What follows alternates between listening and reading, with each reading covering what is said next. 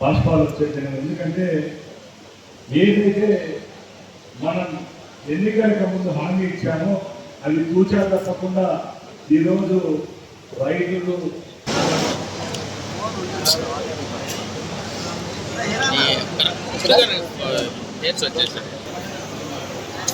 Phone కొంచెం కిందకి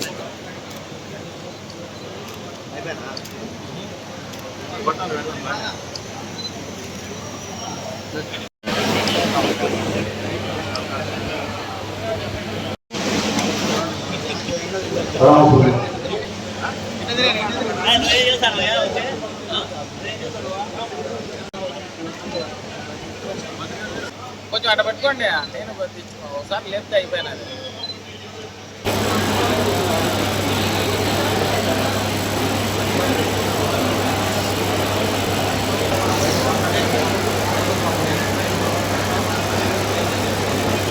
నమస్కారము మరియు స్వాగతం సుస్వాగతం. సార్ ఖరీఫ్ 2026వ సంవత్సరానికి సంబంధించి నీళ్ల విషయంలో కూడా ఆంధ్ర రాష్ట్రంలో ఉన్న రాయలసీమ ప్రాంతం వెనుకబడి ఉంటే అంద్రినివా ద్వారా గాలేరు నది ద్వారా ఏవైతే కృష్ణా జలాలను తీసుకొని వస్తామని చెప్పామో ఒక్కొక్కటిగా ఈరోజు పనులు శరవేగంగా పూర్తవుతున్నాయి. ముఖ్యంగా కృష్ణా జలాలను కుప్పముకు తీసుకొని పోయేదానికి మధ్యలో ఉన్న సుమారు 7 నియోజకవర్గాలు సస్యశ్యామలం చేస్తూ అక్కడున్న భూగర్భ జలాలను పెంచిన ఘనత గౌరవనీయులు పెద్దలు చంద్రబాబు నాయుడు గారికి దక్కింది. అలాగే మన ప్రాంతంలో ఉన్న శ్రీనివాసపురం రిజర్వాయరు అలాగే అడుగుపల్లి రిజర్వాయర్కు నీళ్ళు ఇస్తే సుమారుగా 1,02,000 ఎకరాల ఆయకట్టు రైతులకు డైరెక్ట్గా బెనిఫిట్ ఇవ్వచ్చు.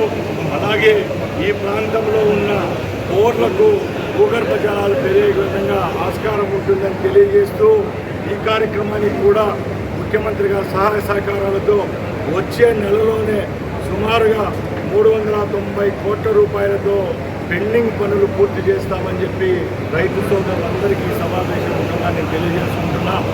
ఒక్కొక్కటిగా రైతులకు ఈరోజు రాష్ట్ర ప్రభుత్వం కేంద్ర ప్రభుత్వం ద్వారా సుమారుగా 30 రకాల సబ్సిడీలు 30 రకాల అధునాతమైన సాంకేతిక పరమైన వ్యవస్థతో కూడిన అత్యాధునిక వ్యవస్థను ఈరోజు క్రోడీకరించి రైతులతో మమేకమైన వ్యవసాయం చేస్తున్న రాష్ట్రం ఏదైనా ఉందంటే అది కేవలం ఆంధ్ర రాష్ట్రమే.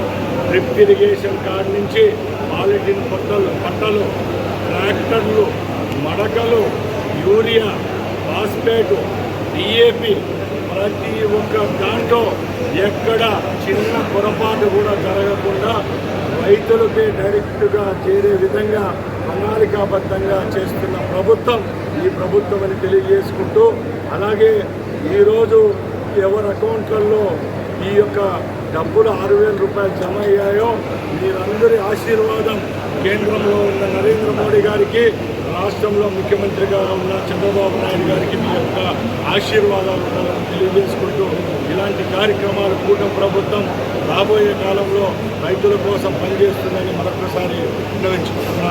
జై హింద్.